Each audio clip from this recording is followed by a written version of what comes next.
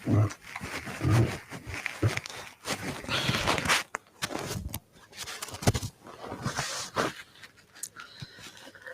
Afternoon प्यारे बच्चों, कैसे हैं आप सभी।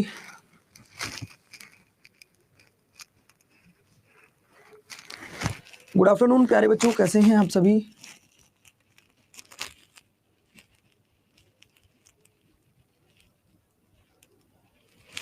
कैसे हैं आप सभी। आप सभी की स्टडी कैसी चल रही है, एक बार बताएंगे मुझे आप, कैसी चल रही है आपकी तैयारी।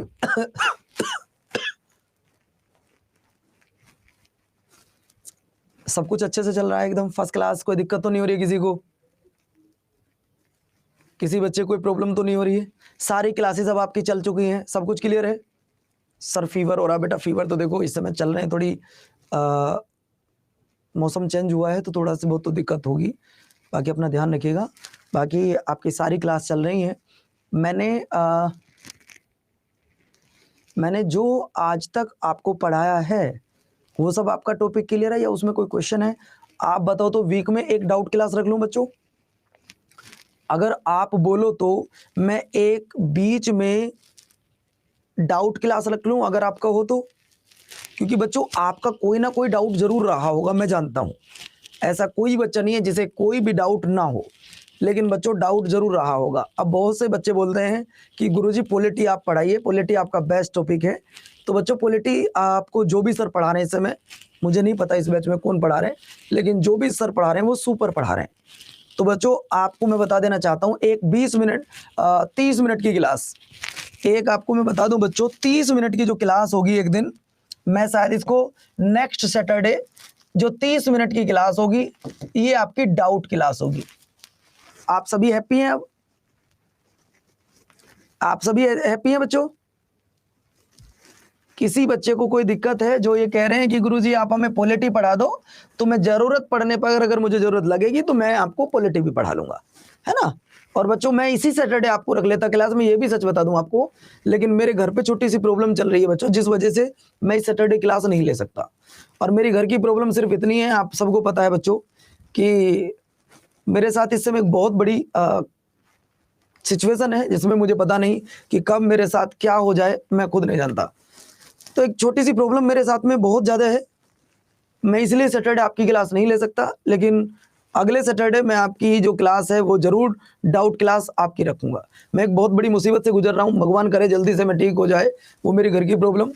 तो बच्चों फिर आपको इन किसी प्रॉब्लम का आपको सामना नहीं करना पड़ेगा, ठीक है। चलिए, तो प्यारे साथियों आपको मैं बता दूं सर क्या प्रॉब्लम है, शेयर कर सकते हो। नहीं बच्चों, आप सब अपने भाई बहन जैसे हो, शेयर करने वाली ऐसी कोई बात नहीं है। मेरा कुछ फैमिली इशू चल रहा है,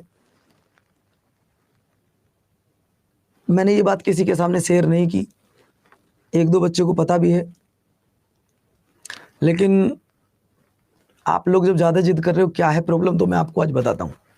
और ये भी इसलिए बताता हूँ दोस्तों, ये मत कहना कि गुरुजी आप अपनी कहानी बताने लगे हो। कई बच्चों का कमेंट्स आ रहा है कि गुरुजी प्लीज़ बताइएगा क्या प्रॉब्लम है। एक बच्चे ने कमेंट्स किया था कि अड्डा के टीचर डेडिकेशन के साथ नहीं पढ़ाते हैं। डेडिकेट क्या होती है, डेडिकेशन होता क्या है, उसकी परिभाषा ये पवन मुरल तुम्हारे सामने है। आज से ठीक 1 साल पहली बात है बच्चों, ध्यान से सुनना जरा, 2 मिनट में आपको 2 मिनट आपके लूंगा जरा। आज से ठीक 1 साल पहली बात है, 24 सितंबर के दिन मेरे घर में खुशियां आई, मुझे एक बेटा पैदा हुआ। 24 तारीख की बात है, 24 सितंबर को, यानी कि आने वाली 24 सितंबर को उसका बर्थडे है। 24 सितंबर को बच्चा पैदा हुआ। उसी दौरान जैसे पैदा हुआ 5 मिनट बाद उसको वेंटिलेटर पर ले जाया गया, कुछ प्रॉब्लम हो गई होगी जो भी रही। तब से लेकर और आने वाले 5 महीने 6 महीने तक वो बच्चा वेंटिलेटर पर रहा। अब सिचुएशन ये है बच्चों कि मैं आपके सामने वो नहीं रख सकता कि सिचुएशन क्या है। इतना आपको बता दूं, डेडिकेशन क्या होता है ये आपको बताऊं आज। मैं चीज़ कभी क्लास में शेयर नहीं करता, आप लोगों को जब ज़्यादा पूछते हो डेली डेली क्यों जाते हो आप वहाँ पे, तो मैं बताता हूँ। एक दिन डॉक्टर का मेरे पास फोन आया, क्योंकि मैं हॉस्पिटल में बैठ बैठ के आपकी क्लास लेता था। पूरे 1.5 महीने मैंने आपकी हॉस्पिटल में बैठ के क्लास ली बच्चों, कभी कार पार्किंग में, कभी हॉस्पिटल में बैठ के, कभी बच्चों कहीं, तो मैंने क्लास बैठ बैठ कर ली है। एक दिन डॉक्टर का फोन आया कि सर आपको अभी ब्लड लेकर आना है। ब्लड नहीं, प्लाज्मा चढ़ता है, प्लाज्मा लेके आना। हम बोले सर 15 मिनट रुक जाइए, मेरी 15 मिनट की क्लास है। तो डॉक्टर ने पता है मेरे को क्या बोला था, पागल वो देखे, आप जैसा पागल मैंने नहीं देखा। आपके बच्चे के लिए जरूरी है वो इस समय ये क्लास तो आप बाद में भी कर सकते हो। तो मेरा जवाब आप सुनोगे क्या था? मेरे बच्चे को देखने के लिए मेरे पापा जी, माता जी, मामा जी रिश्तेदार हैं, इन बच्चों को देखने के लिए आज 1 घंटे मैं इकलौता टीचर हूँ। आपकी क्लास छोड़कर नहीं गया था जब तक पूरा घंटा नहीं हुआ था। तो दोस्तों, अगर डेडिकेशन की परिभाषा देखनी है, कभी तुम्हें लगे कि कोई डेडिकेशन के साथ नहीं पढ़ाता, तो आप पवन मोरल की क्लास देख लेना, आपको पता लग जाएगा डेडिकेशन क्या होता है। आप लोग अड्डा की तरफ नहीं, आप पवन मोरल की तरफ उंगली नहीं उठा रहे, पूरे अड्डा की तरफ उंगली उठाती है आपने कि डेडिकेशन नहीं है। बेटा, हमने वो काम करते हैं, टीचर वो काम करता है आपके लिए, अपना सब कुछ छोड़ छाड़ कर आपके पीछे लगा है। आज भी उस बच्चे की तबीयत ठीक नहीं है, तो मुझे हर सैटरडे, मैं एक सैटरडे हॉस्पिटल जाता हूँ उस बच्चे के साथ में, बाकी तो रिश्तेदार घर वाले सब जाते हैं, बाकी एक वीक में मैं भी जाता हूँ। ये सिचुएशन है, मेरी आंख से आंसू आ जाते हैं बात करते हुए, तो इसीलिए मैं नहीं बोल रहा था। ठीक है बच्चों, तो प्लीज यार ये बातें मत बोला करो कि कोई टीचर डेडिकेशन के साथ नहीं पढ़ाता, अच्छा नहीं पढ़ाता। सब लोग मेहनत करते हैं, बस आज मन में बात आ गई तो आपको बता दिया आप लोगों की रिक्वेस्ट पर। टॉपिक शुरू करते हैं। आपका टॉपिक आज का क्या है? बातचीत बिल्कुल अब नहीं होनी चाहिए दोस्तों। टॉपिक है आज आपका दोस्तों पोर्ट। आज का जो टॉपिक होने वाला है वो बेटा आपका ports, major port of India. मैं आपको बता दूं, डॉक्टर ने मुझे खुद पागल कहा था कि तुम पागल हो, तुझसे बड़ा पागल मैंने नहीं देखा। तो आप जानते हो मैं फिर भी आपकी क्लास छोड़कर नहीं गया था, इतना होने के बावजूद भी। तो यार अब तो कैसे क्लास छोड़ दूंगा। ये देखो साथियों, आपको मैं बता दूं मेरे प्यारे बच्चों, पोर्ट में आपको पढ़ा रहा हूं, भारत के प्रमुख बंदरगाह इससे मैं पढ़ा रहा हूं। और अब हम पहले पढ़ेंगे, कल का टॉपिक आपका कंप्लीट हुआ, आज का टॉपिक मैं आपको बता दूं, सबसे पहले हम इंडियन ज्योग्राफी के पार्ट करेंगे। इंडियन ज्योग्राफी में हम सबसे पहले पार्ट करेंगे और पोर्ट करेंगे, माउंटेन करेंगे, एग्रीकल्चर करेंगे, जो भी आपकी यहाँ पे शेड्यूल ट्राइब्स हैं वो पढ़ेंगे। अभी 4-5 दिन इंडियन ज्योग्राफी चलेगी, और इंडियन ज्योग्राफी के बाद में बच्चों हम आपकी पढ़ेंगे वर्ल्ड ज्योग्राफी। तो सबसे पहले आप क्या पढ़ेंगे दोस्तों? वर्ल्ड ज्योग्राफी पढ़ेंगे। आप जानते हैं कि भारत का जो व्यापार होता है, जो भारत का ट्रेड होता है, अगर मैं बात करूं बच्चों, अगर कोई चीज 100% है दोस्तों, ध्यान रखना, मैं आपको यहां समझाना शुरू करूंगा। बंदरगाहों की अगर मैं बात करता हूं, ये बंदरगाह होते क्या है, ये बंदरगाह होते क्या दोस्तों? पहले मैं इस बात को बात करेंगे, पोर्ट्स। अगर हम पोर्ट्स की बात करें, पोर्ट्स होते क्या है दोस्तों? पोर्ट्स क्या है? तो पहले इंडियन ज्योग्राफी लोग पढ़ेंगे। पोर्ट्स से भारत का कितना व्यापार होता है, कोई बच्चा बताएगा? कोई बच्चा बताएगा मुझे? दोस्तों 100% की अगर मैं बात करूं तो 100% में से 95% जो ट्रेड होता है, जो आपका व्यापार होता है मेरे प्यारे बच्चों, वो समुद्री रास्तों से होता है। ये बात आप याद रखना, हमारे पूरे भारत में 100% ट्रेड में से, 100% व्यापार में से जो 100% आपका क्या होता है? ट्रेड होता है मेरे प्यारे साथियों, उस 100% में से 95, नहीं, एटमॉस्फेयर अलग पढ़ाऊंगा बाबू, एटमॉस्फेयर अलग पढ़ाऊंगा, वो एक अलग टॉपिक है बाबू, आप परेशान मत होइएगा। दोस्तों ध्यान रखना, 95% के ट्रेड किससे होता है दोस्तों? ये ध्यान रखना, ये आपका समुद्री रास्तों से होता है। और 5% किससे होता है? अगर आप 5% की बात करो, सर 5% किससे होता है? रेलगाड़ी से, बसों से, ट्रक से, उन सब से होता है। इसमें आपका 95% बेटा समुद्री रास्तों से होता है। आप ये बात समझ गए? मैं ये बात आपकी क्लियर हो गई कि हमारे भारत में इन बंदरगाहों की मदद से भारत का 95% व्यापार होता है। कितना होता है दोस्तों? 95% व्यापार होता है। अब ध्यान से सुनना, अगर मैं बात करूं, बंदरगाह 2 प्रकार के होते हैं, एक होते हैं नेचुरल, एक होते हैं आर्टिफिशियल। क्या आप इन दोनों में अंतर जानते हो? कमेंट्स मत करो, थोड़ा सा एक बार मैं आपको बता दूं, क्या आप इन दोनों में अंतर जानते हो दोस्तों? सबसे पहला, एक होता है प्राकृतिक जिसे हम लोग बोलते हैं नेचुरल, एक होता है बच्चों आपका आर्टिफिशियल, जिसे आप लोग जानते हैं, नहीं जानते हो तो मैं आपको बता देता हूं। दोस्तों ध्यान से सुन लीजिएगा, नेचुरल पोर्ट कौन से होते हैं? नेचुरल पोर्ट वो होते हैं जो पानी के बहाव से, पानी की लहरों से खुद बन जाते हैं। मान लो आपका समुद्र की लहरें उठी और उनसे कटती रही भूमि, कटती रही, यहाँ पे एक बहुत बड़ा गड्ढा टाइप बन गया और यही आपका एक बंदरगाह बन गया। लेकिन आर्टिफिशियल कौन से होते हैं? आर्टिफिशियल होते हैं जिन्हें इंसान खुद बनाता है। भाई ये तो बने पानी की लहरों से, खुद बन गए, और ये होते हैं जो आर्टिफिशियल होते हैं, ये बनाए जाते हैं। तो बच्चों ये वाला पॉइंट बताओ, आपको क्लियर हुआ ना हुआ? आराम से समझिएगा और बिल्कुल पढ़िएगा। मुझे इतना बताओ दोस्तों, क्या आप लोग नेचुरल और आर्टिफिशियल में अंतर क्लियर कर पाए? सर आर्टिफिशियल कौन सा होता है और नेचुरल पोर्ट कौन सा होता है ये तो मैं बाद में बताऊंगा। अभी सिर्फ मैंने इन दोनों में आपको डिफरेंस बताया है कि आर्टिफिशियल पोर्ट कौन सा होता है और नेचुरल पोर्ट कौन सा होता है। तो बच्चों मैंने आपसे कहा कि आर्टिफिशियल वो पोर्ट होते हैं जिन्हें बनाया जाता है, जिन्हें मानव के द्वारा खुद बनाया जाता है। और दोस्तों ये ध्यान रखिएगा, नेचुरल पोर्ट वो होते हैं बच्चों जो खुद समुद्र में प्राकृतिक लहरों से खुद बन चुके हैं। बात क्लियर हो गई? डन है? चलिए, तो बच्चों बात आती है, हम बात कर रहे हैं इंडिया की। हम बात किसकी कर रहे हैं बच्चों? इंडिया की बात कर रहे हैं। इंडिया में जो बंदरगाह है, कोई बच्चा मुझे बता सकता है कि नॉर्थ इंडिया का सबसे बड़ा बंदरगाह कौन सा है? नॉर्थ इंडिया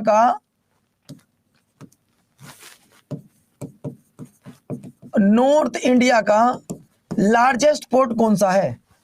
कोई बच्चा बता सकता है? मैं आपको ऑप्शन दे रहा हूं। ऑप्शन बच्चों इसका हो जाएगा मुंबई, चेन्नई, आपको इसका ऑप्शन हो जाएगा तूतीकोरिन, आपका इसका आंसर हो जाएगा बच्चों। खैर बहुत सारे बच्चे इस सवाल का जवाब दे चुके हैं, सर जी नॉर्थ इंडिया में कोई पोर्ट नहीं है। जो बच्चे इस सवाल का जवाब दे रहे हैं, तो मैं आपको बता दूं, नॉर्थ इंडिया में कहीं पर भी समुद्री तट नहीं है, इसलिए नॉर्थ इंडिया में कोई भी आपका क्या नहीं है, पोर्ट नहीं है बच्चों। आप एक बात बताओ, मैं अभी आपके सामने अगर भारत का मैप यहां लगाता हूं दोस्तों, मान के चलो ये थोड़ी देर के लिए आपका भारत का मैप है। इस भारत के मैप में मैं आपको बताना चाहता हूं, पहले आर्टिफिशियल भी बताऊंगा और सारी चीजें बताऊंगा। इस मैप में आप मुझे एक बात बताना दोस्तों, बस एक छोटी सी बात बताना दोस्त। जो बच्चे इस सवाल का जवाब दे रहे थे कि सर ये वाला पोर्ट यहां पड़ता है, तो बस इतना मुझे बताओ, ये वाला जो इंडिया है मैंने इसे कह दिया आपका नॉर्थ इंडिया। क्या बच्चों? North India. क्या इस नॉर्थ इंडिया में बच्चों आप एक बात बताओ, क्या यहां पर कहीं आपका सी या समुद्र लगा हुआ है? आप बताइएगा, क्या यहां पे कहीं समुद्र है क्या? भाई बंदरगाह कहां होगा? जब पानी होगा मतलब समुद्र होगा। क्या आप एक बात दिमाग से सोचो, क्या यहां पे कोई पानी है? ये पानी आपको दिखाई दे रहा है? आप कहोगे सर पानी नहीं है। जब पानी नहीं है तो पोर्ट कैसे बन सकता है? क्या ये पॉसिबल है? क्या ये पॉसिबल है कि पानी ना हो और पोर्ट बन जाए? आप बताओ कि सर यहाँ पे कोई सी नहीं है, यहाँ पे समुद्र नहीं है और यहाँ पे तुम पोर्ट बना सकते हो? विदाउट सी के बच्चों क्या आप पोर्ट बना सकते हो? सर नहीं। इसका मतलब ये हुआ कि बच्चों आपके जो नॉर्थ इंडिया है उसमें कोई भी आपका पोर्ट नहीं है, ना तो आर्टिफिशियल है, ना ही आपका क्या है बच्चों, ना ही आपका नेचुरल है। वो दोनों पॉइंट क्लियर हो गए? ना ही आपका आर्टिफिशियल है और ना ही आपका नेचुरल है। आप क्लियर हुई? हाँ सर, एक बच्चा पूछ रहा है सर क्या हम आर्टिफिशियल बना सकते हैं? हाँ बिल्कुल बना सकते हैं आर्टिफिशियल। आप नदी पे आर्टिफिशियल पोर्ट बना सकते हैं। अगर आप किसी रिवर पर बनाना चाहें तो बच्चों किसी रिवर पर आप बना सकते हैं। कौन सा पोर्ट? आर्टिफिशियल। वहां पर भी नेचुरल नहीं बनेगा। तो दोनों बातें आपको क्लियर करनी होगी कि आर्टिफिशियल पोर्ट ऊपर बनाया जा सकता है, नेचुरल पोर्ट ऊपर है नहीं। और आर्टिफिशियल भी आज तक भारत में कोई पोर्ट बना हुआ नॉर्थ इंडिया में है नहीं। ये भी क्लियर हो गया? अब आप बताओ कि फिर एक बात तो इंडिया में पोर्ट है कहां? आप बताइए दोस्तों, इंडिया में पोर्ट है कहां? आपको ये बताना है। तो दोस्तों आपको मैं बता दूं सर पोर्ट है कहां पर, तो पोर्ट आप लोग देखेंगे सर, पोर्ट आपका पढ़ेंगे कहां? सर पोर्ट आपको पढ़ेंगे साउथ इंडिया में। कहां होंगे दोस्तों? ये होंगे आपके साउथ इंडिया में पोर्ट होंगे सर जी। तो फिर अब एक ये भी होगी काउंटिंग की, अगर मैं बात करूं तो भारत में टोटल नंबर ऑफ पोर्ट कितने हैं? अगर मैं आपसे पूछूं तो दोस्तों पहला जो पोर्ट होगा वो कहां होगा? तो भैया पहला पोर्ट कहां होगा? जहां पर आपकी वाटर बाउंड्री लग रही होगी। और पहला स्टेट कौन सा है जिसकी वाटर बाउंड्री लग रही है? आप बताओ, भारत का पहला स्टेट कौन सा है जिसकी वाटर बाउंड्री लगती है? सर वो गुजरात है। वो क्या है? वो आपकी गुजरात है। तो क्या गुजरात में मेरे प्यारे बच्चों ये बताओ, क्या गुजरात में कोई पोर्ट है? बताइए, क्या गुजरात में कोई पोर्ट है? सर बिल्कुल गुजरात में पोर्ट है। तो गुजरात के बंदरगाह का नाम क्या है? बच्चों जब आप इंडस वैली सिविलाइजेशन पढ़ोगे, जब आप क्या पढ़ोगे? Indus valley. ध्यान से सुन लीजिएगा, जब आप इंडस वैली पढ़ोगे तो आप ये याद रखिएगा, आप यहां पे पढ़ोगे लोथल। क्या पढ़ोगे बच्चों? लोथल पढ़ोगे। लेकिन लोथल को बाद में कन्वर्ट कर दिया जाएगा कांडला में। लोथल अब खत्म कर दिया गया, इसमें नाम रखा गया कांडला। क्या रखा गया बच्चों? उसका नाम रखा गया कांडला। अब जैसे बच्चों बीजेपी गवर्नमेंट आई तो बीजेपी ने क्या कर दिया भैया, अब इस कांडला का नया नाम कर दिया है। क्या कर दिया है? इस कांडला का नया नाम कर दिया है और नाम हो गया दीन दयाल। क्या हो गया भैया? दीन दयाल। तो भैया पहला सवाल तो आप ये बताओ कि आपको ये बात समझ आई या नहीं आई कि अगर गुजरात की बात करें तो गुजरात में पहले एक पोर्ट हुआ करता था जिस पोर्ट का नाम था लोथल। लेकिन ये पोर्ट तब था बच्चों जब इंडस वैली सिविलाइजेशन थी। इसके बाद क्या हुआ, गुजरात में जो पोर्ट बना दोस्तों वो बना आपका कांडला पोर्ट। ये कांडला पोर्ट भारत का ऐसा पोर्ट है जहां फ्री एक्सपोर्ट और इंपोर्ट किया जाता है। इस बात का ध्यान से सुन लीजिएगा, फ्री आपका इंपोर्ट एंड एक्सपोर्ट किया जाता है, यहां किसी प्रकार का कोई टैक्स नहीं लगता है। पहला सवाल तो ये सुन लीजिएगा। इसके बाद ये नेचुरल है सर, हाँ बिल्कुल नेचुरल है, ये नेचुरल है। और मैं आपको बता दूं अब भारत सरकार के द्वारा इसका नाम चेंज कर दिया गया है। और बच्चों आज इस बंदरगाह का नाम क्या है बच्चों, आज इस बंदरगाह का नाम है दीन दयाल उपाध्याय। क्या है साथियों, इसका नाम है दीन दयाल उपाध्याय बंदरगाह। तो पहले गुजरात का बंदरगाह बताओ, क्लियर हुआ। पहले गुजरात का एक आर्टिफिशियल पोर्ट जो मैंने आपको नेचुरल पोर्ट जो मैंने आपको बताया वो क्लियर हुआ। भाई पहले इसका क्या नाम था, फिर इसका क्या नाम हुआ, अब इसको किस नाम से जानते हैं, फ्री क्यों है। तो बेटा ये अपने अपनी स्टेट गवर्नमेंट है, वो कुछ भी कर सकती है जैसा हो। चलिए अब मैं आपको थोड़ा सा बेटा मैप के माध्यम से दिखाऊंगा। अब मैं आपको क्या है थोड़ा सा मैप के माध्यम से ये पॉइंट दिखाना पसंद करूंगा। दोस्तों इस पॉइंट को सुनो, पहले आप इस पॉइंट को देखो। वो कह रहा है कोस्ट लाइन ऑफ इंडिया भैया 7516 किलोमीटर। लेकिन कई बार इस सवालों का जो जवाब आता है बच्चों वो आता है 61,000। कई बार जो इस सवाल का जवाब आता है वो ये आता है मेरे प्यारे साथियों 61,000 किलोमीटर। सर क्लास चल रही है मेरी अभी, हो गया। तो बच्चों कई बार क्या होता है, आपने देखा होगा कि पवन सर आपने तो इसका आंसर ये दिया था 61,000 किलोमीटर, आज ये वाला आंसर क्यों बता रहे हो। तो बच्चों आपको ये बताओ ये वाला पॉइंट और ये वाला पॉइंट दोनों क्लियर है नहीं है। पहले मुझे बता दीजिएगा कि ये वाला पॉइंट और ये वाला पॉइंट आपको क्लियर है। मैंने कहा था कि प्यारे साथियों ये जो आपका 6100 किलोमीटर है इसमें द्वीपों को अगर काउंट कर दिए जाए तो इंक्लूडिंग द्वीप जो थे ये विदाउट अंडमान ये आपका 6100 है, और इसमें अंडमान निकोबार वो सब ऐड कर दिए जाए तो बच्चों ये आपका 7516 होता है। दूसरा सवाल देखिए, वर्तमान भारत की अगर मैं बात करूं तो वर्तमान भारत में मेरे प्यारे साथियों ध्यान रखिएगा at present there are 13 major and 200 minor port in India. यानी कि भारत में जब बात की जाती है कि टोटल नंबर ऑफ पोर्ट कितने हैं तो दोस्तों आपका जवाब आता है सर वो है आपके 13 बड़े हैं और छोटे हैं 200। लेकिन कई बार आपसे ये पूछ लेता है कि सर भारत में टोटल पोर्ट कितना है। कई बार आपसे ये पूछ लेता है कि टोटल पोर्ट ऑफ इंडिया, कई बार ये सवाल पूछ लेता है बच्चों टोटल पोर्ट्स इन इंडिया, यानी कि भारत में टोटल पोर्ट कितने हैं। सर टोटल पोर्ट है भारत में 224। कितने हैं बच्चों, भारत में 224 हैं। सर आप कहोगे ये तो 200 इधर हैं और 13 इधर हैं, 213 होने चाहिए थे। फिर ये और 11 बंदरगाह कहां से आ गए बच्चों। ये 11 बंदरगाह वो बंदरगाह जो छोटे छोटे बंदरगाह है, छोटे छोटे बंदरगाह हैं जिन पर अभी काम चल रहा है ना, जिन पर अभी काम चल रहा है, जो पूरे तरीके से नहीं हुए हैं, लेकिन वो काउंटिंग जब की जाती है तो काउंटिंग में पूरे आते हैं। ये पॉइंट क्लियर हो गया। अगला सबसे बड़े जो बंदरगाह है, मैं अगर आपको बताऊं बड़े बंदरगाह टोटल कितने दोस्तों आप बताइए। सर बड़े बंदरगाह भारत में टोटल 13। उन 13 बंदरगाहों में से 3 आपके तमिलनाडु के महाराष्ट्र में है। 3 आपके कहा तमिलनाडु व महाराष्ट्र में है बच्चों, तमिलनाडु व महाराष्ट्र में। होगी बातें क्लियर। अगला देखिए छोटे बंदरगाहों में से दोस्तों ध्यान रखना 200 बंदरगाह है टोटल, 200 में से 48 कहां आपके महाराष्ट्र में है। 200 में से 48 कहां आपके महाराष्ट्र में। यहां तक कोई बच्चा कुछ पूछना चाहता है।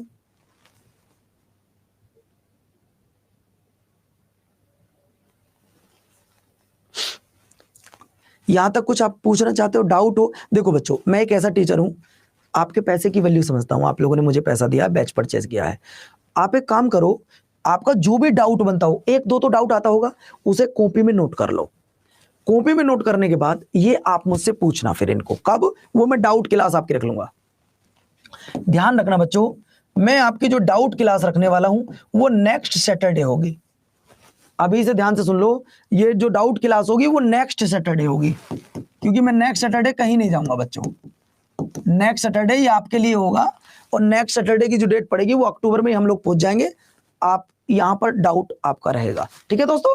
चलिए अगला देखिए। मेरी थोड़ी मजबूरी है बच्चों, और शायद मुझे लग रहा है आप भी इंसान हो, मेरी मजबूरी आप लोग जानोगे, और ये मैं आपको बता दूं, मुझे आप लोग माफ करोगे कि मैं कई बार घर चला जाता हूं, ठीक है भैया। अगला देखिए, अगला पॉइंट आपकी स्क्रीन पर आता है बच्चों, और वो क्या पॉइंट होगा? सर कई बार पेपर में एक सवाल पूछा जाता है और जिसको हम लोग गलत करके आ जाते हैं। कई बार आपके पेपर में एक सवाल पूछा जाता है जिनको हम लोग गलत करके आ जाते हैं। सर ये बताओ, ये जो आंसर आपका नेचुरल पॉइंट कितने हैं, आर्टिफिशियल कितने हैं? रिजवान सारे पॉइंट बताऊंगा, थोड़ा वेट तो करो। देखिए आपका भी परिवार है, मेरा भी परिवार है। आज मेरी मुसीबत है बच्चों, इसे समझिएगा, थोड़ा सा कोऑपरेट कीजिएगा। मैं आपको हमेशा कोऑपरेट करूंगा, बस थोड़ा सा ध्यान रखा करो बच्चों। अब देखो, अब सवाल आ रहा है आपके सामने, मैंने लिखा है यहाँ पे, सर आपको ये बताना difference between port and harbour docks. Sir ये पोर्ट, हार्बर और डॉक्स में क्या अंतर होता है? कोई बच्चा जानता है क्या? कोई बच्चा जानता है? सर पोर्ट क्या होते हैं, हार्बर्स क्या होते हैं, डॉक्स क्या होते हैं, इन तीनों में डिफरेंट आप जानते हैं? सर इन तीनों में डिफरेंस क्या होता है? कोई बच्चा जाएगा? नहीं पता तो मैं क्लियर कर देता हूं। दोस्तों ध्यान से सुनना, इन तीनों में अंतर सिर्फ इतना होता है, वो जो पोर्ट क्या होते हैं, अगर मैं पोर्ट की बात करूं तो पोर्ट होते हैं इंपोर्टेंट एंड एक्सपोर्ट। यहां पर कोई सामान का आयात और निर्यात किया जाता है। बंदरगाह क्या होते हैं दोस्तों? बंदरगाह पर किसी भी सामान का आयात निर्यात किया जाता है, ये आपको याद रखना होगा।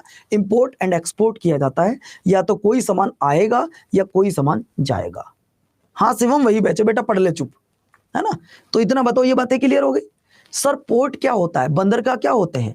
बंदरगाह पे या तो कुछ सामान उतारा जाता है या कोई सामान, मेरे प्यारे बच्चों ये ध्यान रखना, ये आपका उतारा जाता है या फिर आपका कोई सामान यहाँ पे काउंट किया जाता है, रखा जाता है, ठीक है बच्चों। चलिए अगला पॉइंट देखिए, अगला सवाल है हार्बर्स।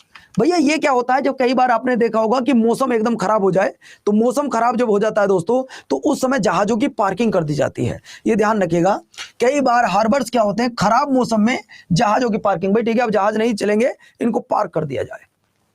अब सवाल है, एक बच्चा पूछ रहा काफी टाइम से, सर इनका नाम बंदरगाही क्यों पड़ा? इस सवाल का तो कोई जवाब नहीं होगा बच्चों, है ना।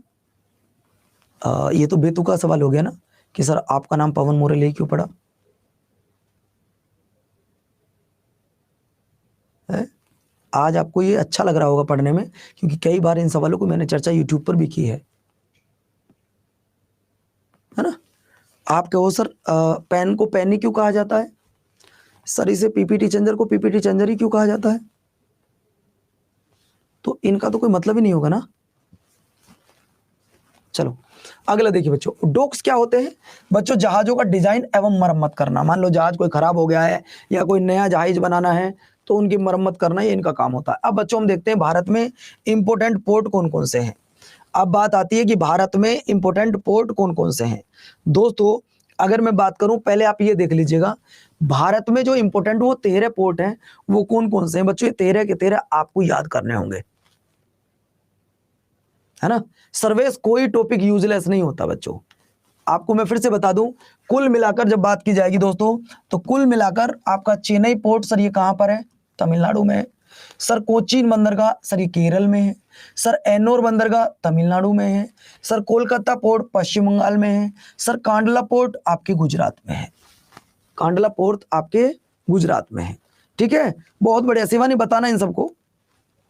अगला देखिए, न्यू मंगलार। देखो कहीं पर इसे मंगलोर बोला जाता है और कहीं पर इसे न्यू मंगलोर बोला जाता है, तो परेशान बिल्कुल मत हो जाना, दोनों नाम आपको लिखने होंगे।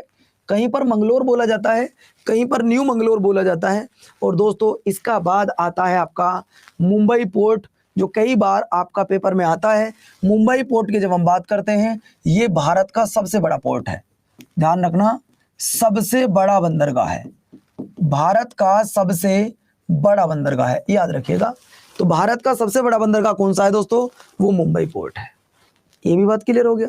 इसके बाद अगर मैं बात करूं जवाहरलाल नेहरू बंदरगाह, ये भी महाराष्ट्र में है।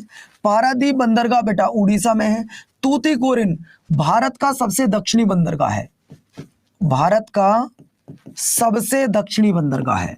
ये एमटीएस के पेपर में आया बच्चों इसी बार, दक्षिणी बंदरगाह है, लिख लो जरा इसे। भारत का सबसे दक्षिणी बंदरगाह कौन सा है? तो भैया भारत का सबसे दक्षिणी बंदरगाह है आपका तूतीकोरिन। एक और सवाल आता है बच्चों, एक और सवाल है विशाखापट्टनम बंदरगाह, यह भारत का सबसे गहरा बंदरगाह है, इसे भी लिख लीजिएगा। Deepest port in India, Bharat का सबसे गहरा बंदरगाह, भारत का सबसे गहरा बंदरगाह। ये तीनों पॉइंट आपको याद रखने हैं बच्चों। पहला पॉइंट क्या है? पहला पॉइंट है भारत का सबसे बड़ा बंदरगाह, सर मुंबई बंदरगाह है। भारत का सबसे दक्षिणी बंदरगाह, सर तूतीकोरिन है। सर भारत का सबसे गहरा यानी कि डीपेस्ट पोर्ट इन इंडिया दोस्तों वो विशाखापट्टनम है। किसी बच्चे को कुछ पूछना है यहां तक? पीडीएफ तो मिलेगी, कोई दिक्कत नहीं है। कुछ पूछना है बच्चों? और इसमें कोई पूछने वाली बात भी नहीं है बाबू कि सर ये बंदरगाह कहां पड़ता है, ये मैंने आपको बता ही दिया है। अब ये देखो सर, अगर मैं बात करूं इसका कोई आप लोगों ने मैप के माध्यम से भी याद करा है? बिल्कुल बच्चों, मैं कुछ इसके फैक्ट आपको बताऊंगा और वो फैक्ट क्या होंगे ये बात आपको याद रखना होगा। ये फैक्ट क्या होंगे ये भी आपको याद रखने होंगे। लेकिन जब मैंने आपको भारत के पोर्ट पढ़ाए हैं, जब मैंने आपको भारत के पोर्ट पढ़ाए हैं तो आपको कुछ वर्ल्ड के पोर्ट भी पढ़ने होंगे। जब मैंने आपको वर्ल्ड के पोर्ट पढ़ाऊंगा तो वो जरूरी होंगे, आपको ध्यान रखना बच्चों। सबसे पहले आप लोग यहां देखेंगे एक कांडला बंदरगाह है। कौन सा? कांडला पोर्ट है दोस्तों, ध्यान रखिएगा। यहां पर कौन सा पोर्ट है? यहां पर कांडला पोर्ट है। सर इसकी कोई ट्रिक नहीं है मेरे पास, अगर आप बोलोगे ट्रिक बताओ तो मेरे पास इसकी कोई ट्रिक नहीं है बच्चों।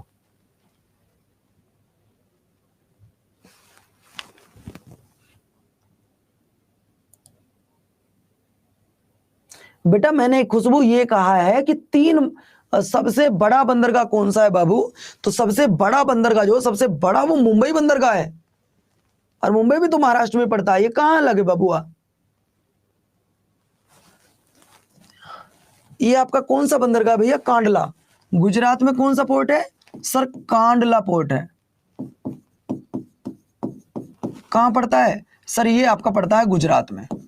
लेकिन सर इसका नाम चेंज हो गया है, इसका नेम चेंज कर दिया गया है, और नेम चेंज करके कर दिया दीनदयाल उपाध्याय। क्या कर दिया दोस्तों? दीनदयाल उपाध्याय।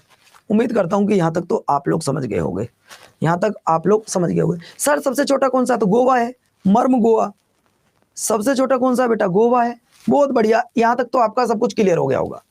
इसके बाद मैं आपको लेकर चलता हूं वर्ल्ड के कुछ पोर्ट पर।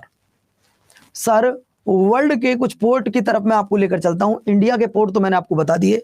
जब इंडिया के पोर्ट मैंने आपको बता दिए तो दोस्तों अब आ जाओ वर्ल्ड के कुछ पोर्ट पर।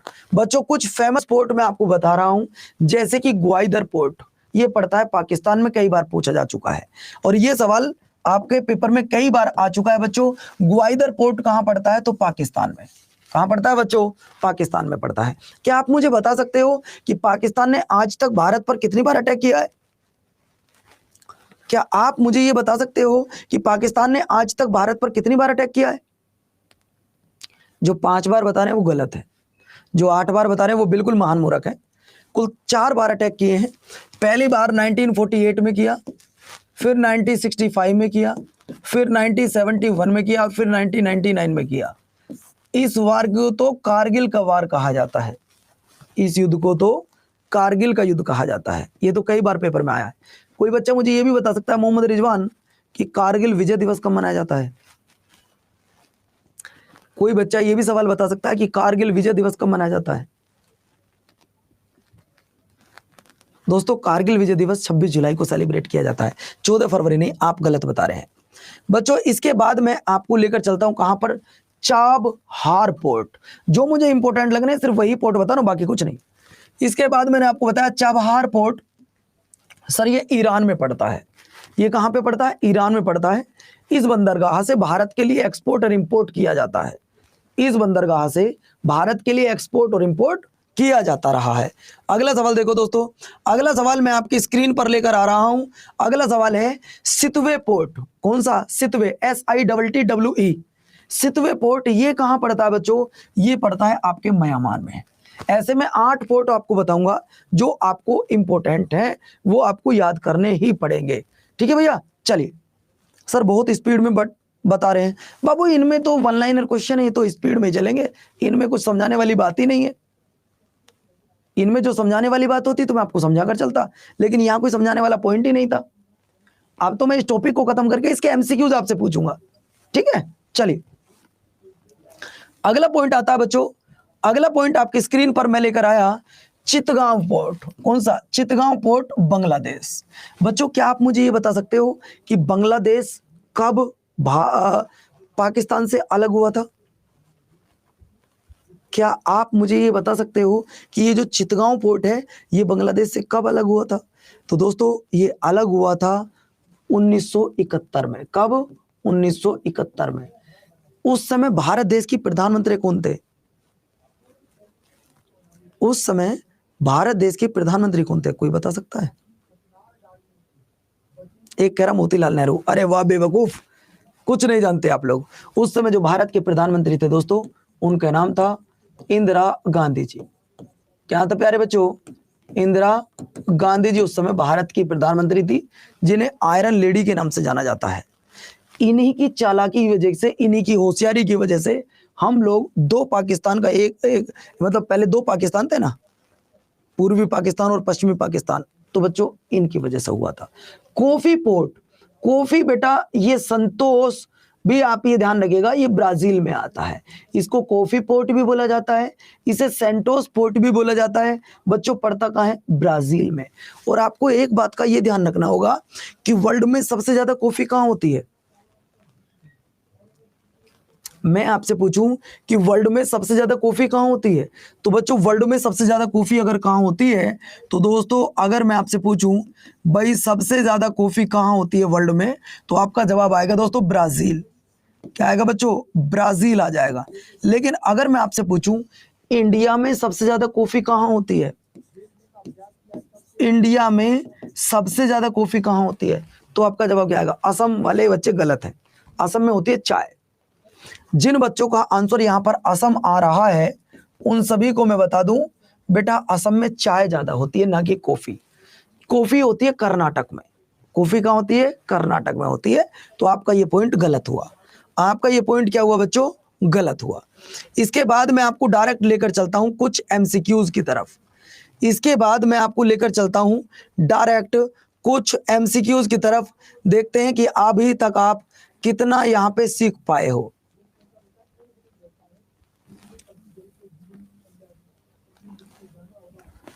आप कितने पॉइंट सीख पाए हो? अगर मैं आपसे आज 15 क्वेश्चन पूछता हूं तो क्या आप 15 के 15 सही बताओगे? अगर मैं आज आपसे 15 क्वेश्चन पूछता हूं तो क्लियर करोगे? फिर इसके बाद दूसरा टॉपिक शुरू करेंगे माउंटेन का। चलो बच्चों, तो पहला सवाल मैं आपकी स्क्रीन पर लेकर आऊं, पहला सवाल मैं आपकी स्क्रीन पर लेकर आ रहा हूं।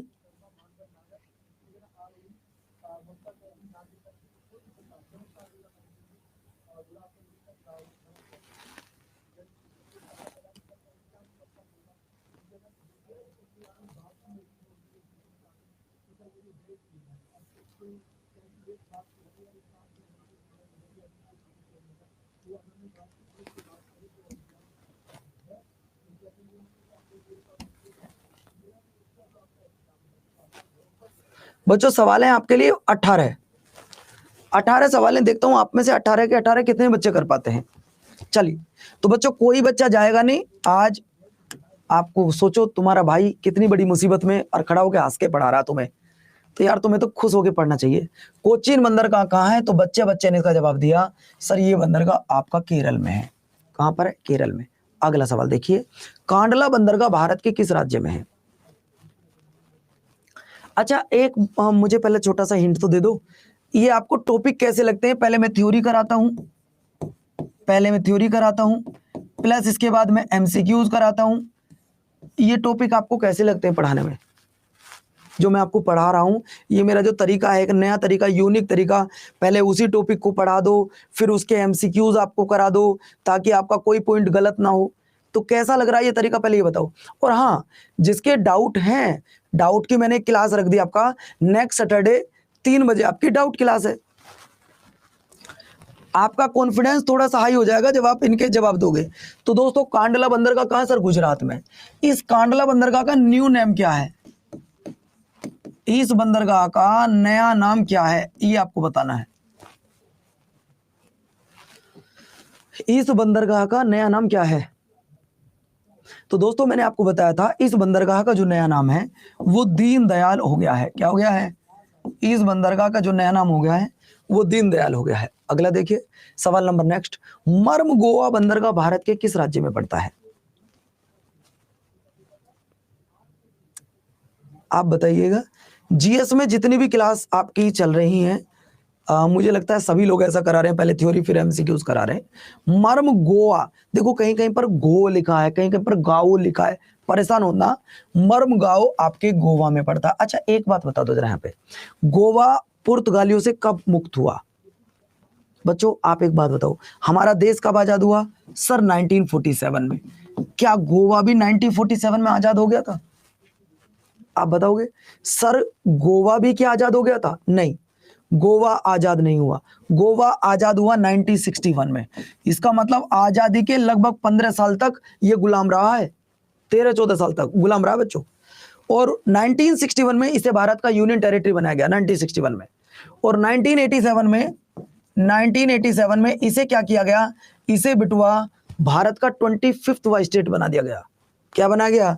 25वां स्टेट बनाया गया है। ये आपको याद रखना होगा।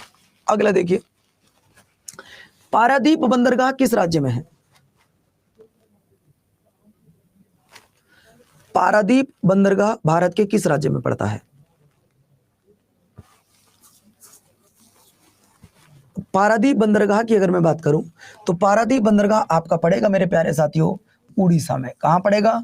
उड़ीसा में पड़ेगा। अगला देखो, न्यू मंगलोर, मैंने कहा था ना कहीं कहीं पर ये मंगलोर ही लिखा है, कहीं कहीं पर जब आप देखते हो तो इस बंदरगाह का नाम सिर्फ मंगलोर लिखा है,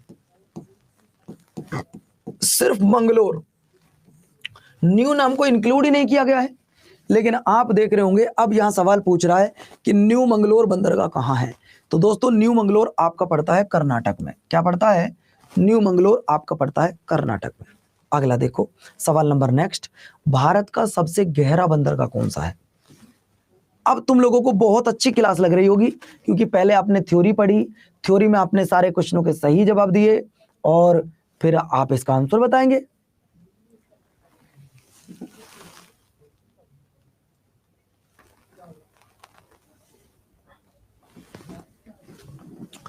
अगर वो पूछ रहा which is the deepest port of the country, यानी कि सबसे गहरा, बच्चों विशाखापट्टनम हो जाएगा। और विशाखापट्टनम भारत के किस स्टेट में पड़ता है? ये बताना अगर किसी को पता हो तो, कि विशाखापट्टनम भारत के किस स्टेट में पड़ता है? सर विशाखापट्टनम भारत के किस स्टेट में पड़ता है? आंसर बताओ।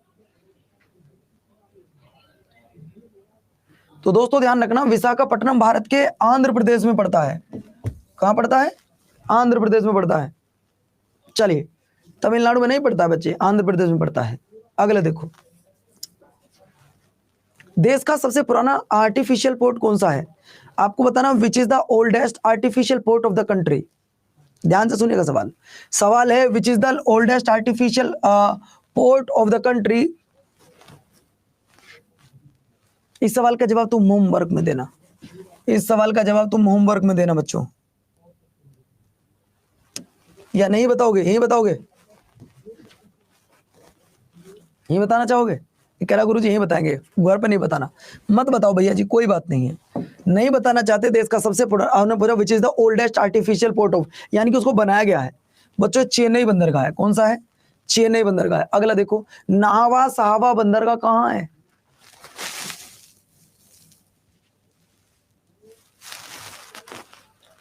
नाहवा साहवा बंदरगाह कहां पर है? तो बच्चों नाहवा साहवा की जब बात की जाती है ना, तो ये आपका तमिलनाडु में है, ना पश्चिम बंगाल में। सर ये फिर है कहां पर? महाराष्ट्र में। कोलकाता बंदरगाह जो कि हल्दिया बंदरगाह है, वो किस नदी पर है? देखो ये सवाल थोड़ा सा चेंज हो गया। मैंने आपसे कहा था कि रिवर पर भी पोर्ट बनाए जा सकते हैं। मैंने कहा था आपसे कि रिवर पर भी पोर्ट बनाए जा सकते हैं। कहा था आपसे बोलो यस या नो। मैंने कहा था आपसे कि रिवर पर भी पोर्ट बनाए जा सकते हैं। कोलकाता पोर्ट कहां है? और हाँ, कल का टॉपिक मैं आपको बता दूं, कल का टॉपिक क्या रहेगा। कल का टॉपिक रहने वाला है बच्चों agriculture, Indian agriculture, Indian agriculture. Indian agriculture करूं या माउंटेन करूं, क्या करूं कल? आप बताओ, पहले एग्रीकल्चर करा जाए। चलो ठीक है, एग्रीकल्चर प्लस अगर टाइम बचा तो माउंटेन, दो टॉपिक हम लोग करेंगे, ये ध्यान रखिएगा। कल इंडियन एग्रीकल्चर भी कर सकते हैं या फिर माउंटेन भी, दोनों टॉपिक हो सकता है एक साथ कर लो, जैसा भी समय मिलेगा वैसा कर लेंगे। तो पहले तो मैं इंडियन एग्रीकल्चर करेंगे, इंडियन एग्रीकल्चर के बाद इंडियन माउंटेन करेंगे, इंडियन माउंटेन करने के बाद हम करेंगे इंडियन रिवर। टॉपिक भी बताकर चल रहा हूं आपको क्या क्या पढ़ाने वाला हूं, ध्यान से सुन लो। कल पढ़ाऊंगा इंडियन एग्रीकल्चर और प्लस शेड्यूल्ड ट्राइब्स, ठीक है। अगले दिन पढ़ाऊंगा इंडियन माउंटेन और नेक्स्ट क्लास में आपको मैं पढ़ाने वाला हूं इंडियन रिवर। तो कोई प्रॉब्लम तो नहीं है? आप मुझे बता दो, कोई प्रॉब्लम तो नहीं है? बिल्कुल इसी तरीके से पढ़ाऊंगा जैसे बता रहा हूं। तो बच्चों, कोलकाता बंदरगाह हुगली नदी पर है, ये भी क्लियर हो गया कि बच्चों आपका जो रिवर होती है उन पर भी पोर्ट बनाया जा सकता है, ठीक है। अगला पॉइंट देखिए, अगला सवाल आपकी स्क्रीन पर ये रहा, तूतीकोरिन बंदरगाह कहां है? तूतीकोरा की मैंने खास बात बताई थी बच्चों, where is the Tuticorin port is located. बच्चों तूतीकोरिन में था भारत का सबसे दक्षिणी बंदरगाह है।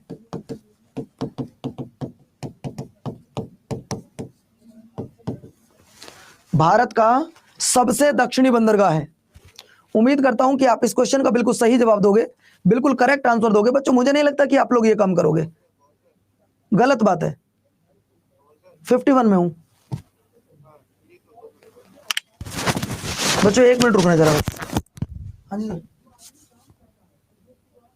हाँ जी, जी, हाँ जी, बाय, ठीक। अभी क्लास में, क्लास की बात करें। हाँ पक्का, हाँ।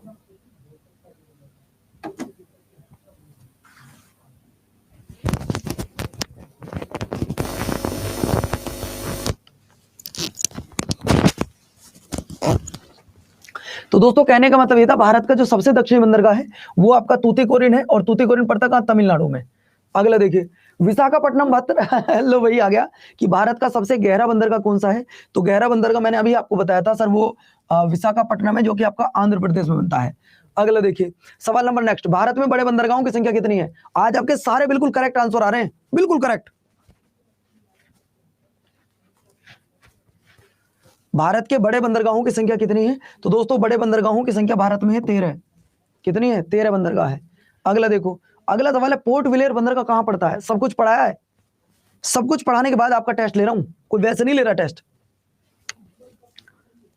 अगर मैं बात करूं भैया पोर्ट विलेयर कहां पड़ता है, तो पोर्ट विलेयर आपका पड़ता है अंडमान निकोबार में।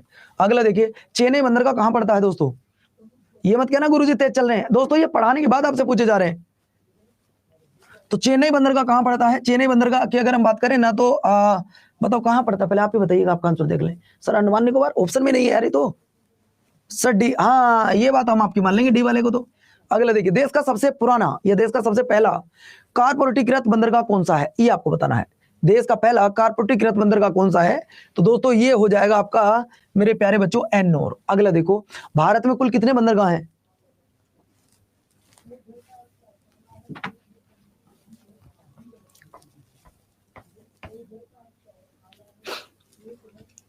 दोस्तों ये ध्यान रखना, अगर पूछे बड़े तो जवाब 13+, पूछे छोटे तो बेटा 200+, वरना तो ये 213 ही आंसर आता है। आप लोग कहते हो गुरुजी 224 कैसे आ गया?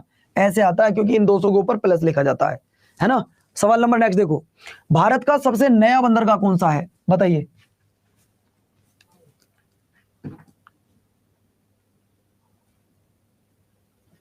भारत का सबसे नया बंदरगाह कौन सा है? अब कई बच्चे क्लास से चले गए, कारण कि उनसे क्वेश्चन नहीं बन पाए, कारण ये था कि वो क्वेश्चन नहीं कर पाए बच्चों।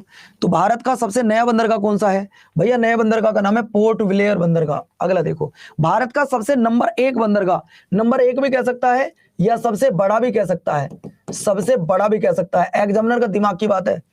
नंबर 1 पोर्ट ऑफ इंडिया भी कह सकता है, which is the number 1 port of India, ये भी कह सकता है। सबसे बड़ा पोर्ट ये भी आपसे कह सकता है, लार्जेस्ट पोर्ट ऑफ इंडिया तो परेशान होने की कोई आवश्यकता नहीं है दोस्तों, ये दोनों का आंसर सिर्फ एक ही आता है, मुंबई बंदरगाह। क्या आता है? मुंबई बंदरगाह आता है।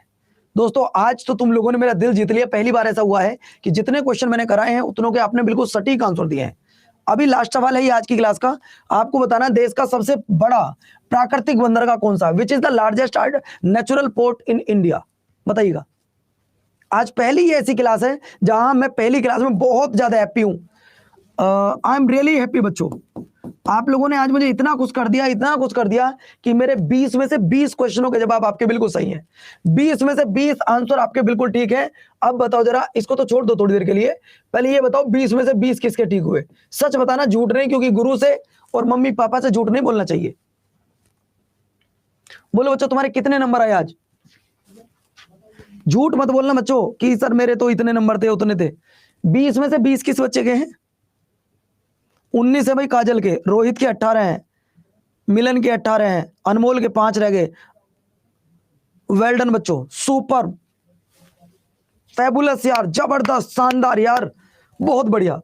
आज तो वास्तव में तुमने दिल जीत लिया, आज तो तुमने वास्तव में दिल जीत लिया बच्चों।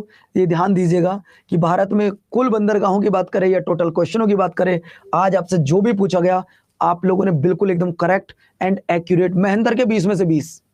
तो आज की क्लास का जो टॉपर घोषित किया जाता है किसी एक को नहीं किया जा सकता, क्योंकि बहुत बच्चे ऐसे हैं जिनके सबके आंसर 20 में से 20 हैं। तो मैं किसी भी बच्चे को आज टॉपर घोषित नहीं कर सकता, है ना, किसी भी बच्चे को मैं टॉपिक नहीं कर सकते। आपने दिल जीत लिया बच्चों, आप बहुत सुपर बच्चे हैं। और 2 सवाल पूछ लेता हूं, चलो वहां देखता हूं कोई फंस जाए तो। भारत का सबसे बड़ा बंदरगाह कौन सा है? Which is the largest port of the country? तो दोस्तों ये भी आपका क्या है सर? ये भी आपका मुंबई है। अगला देखिए, हो सकता है आप यहाँ पे कंफ्यूज हो जाओ, चलो ये तुम्हारे लिए होमवर्क है, ये तुम्हारे लिए होमवर्क है। बच्चों यहां बताओ कि आपको ये पढ़ाने का तरीका और ये क्लास आज कैसी लगी। आज का टॉपिक जिन जिन को क्लियर हो गया वो सभी बच्चे एक बार कमेंट्स कर दीजिएगा पीएम के नाम से, पीएम। जिन जिन बच्चों को आज का टॉपिक क्लियर हो गया है, सब कुछ मतलब जिनके भी पोर्ट से रिलेटेड जो भी क्वेश्चन है, पोर्ट क्या होता है, हार्बर क्या होता है, डॉक्स क्या होते हैं, सारी चीजें क्लियर हो गई हैं, तो बच्चों एक बार मुझे पीएम लिख के दिखा दीजिएगा। और बच्चों क्या आप लोग मेरे लिए इतना भी नहीं कर सकते कि मेरे पढ़ाने के बावजूद आप फीडबैक दे के जा सकें कि फीडबैक में आपको क्लास कैसी लग रही है? देखिए आपका फीडबैक मेरा मनोबल बढ़ाता है। यहाँ पे जितनी भी बहन मुझे सुन पा रही हैं, जितने भी भाई मुझे सुन पा रहे हैं, क्या आप लोग बच्चों फीडबैक भी नहीं दे सकते? आपको करना कुछ नहीं है, 1 2 3 4 5 इस तरीके से सिर्फ आपको फीडबैक देना है।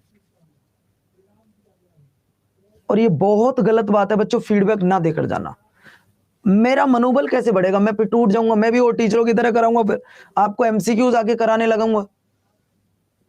तो जो बच्चे आज फीडबैक देकर जा रहे हैं वो एक बार कमेंट्स कर दीजिएगा कि हाँ गुरुजी हम फीडबैक देकर जा रहे हैं, पक्का आज चाहे कुछ भी हो जाए हम फीडबैक देकर जरूर जाएंगे, हम कंटेंट रेटिंग देकर जरूर जाएंगे।